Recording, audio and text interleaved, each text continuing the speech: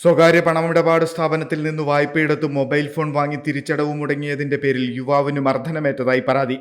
കേസിൽ സ്ഥാപനത്തിലെ ജീവനക്കാരൻ വാണിയംകുളം പള്ളിയാലിൽ വീട്ടിൽ അനൂപ് അറസ്റ്റിലായി. വാണിയംകുളം പനയൂർ നെടുങ്കണ്ടം വീട്ടിൽ ഷെരീഫിനെ മർദ്ദിച്ച കേസിലാണ് അറസ്റ്റ്. വാണിയംകുളം പനയൂർ നെടുങ്കണ്ടം വീട്ടിൽ ഷെരീഫിനെ മർദ്ദിച്ച സംഭവത്തിലാണ് അറസ്റ്റ്.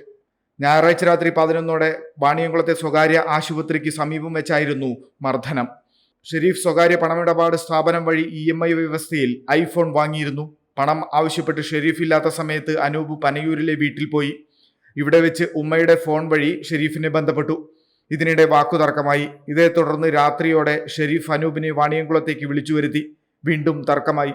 ഇതിനിടെ അനൂപ് ഷെരീഫിനെ തലക്കടിക്കുകയായിരുന്നുവെന്ന് പോലീസ് അറിയിച്ചു. തലയ്ക്കും താടിയെല്ലിനും ഗുരുതരമായി പരിക്കേറ്റ ഷെരീഫിനെ ഒറ്റപ്പാലത്തെ സ്വകാര്യ ആശുപത്രിയിൽ പ്രവേശിപ്പിച്ചു. വിദഗ്ധ ചികിത്സയ്ക്കായി പിന്നീട് പെരിന്തൽമണ്ണയിലെ സ്വകാര്യ ആശുപത്രിയിലേക്ക് മാറ്റി. Dot view news. കാഴ്ചകളാണ് ലോകം. കണ്ടു തുടങ്ങുക.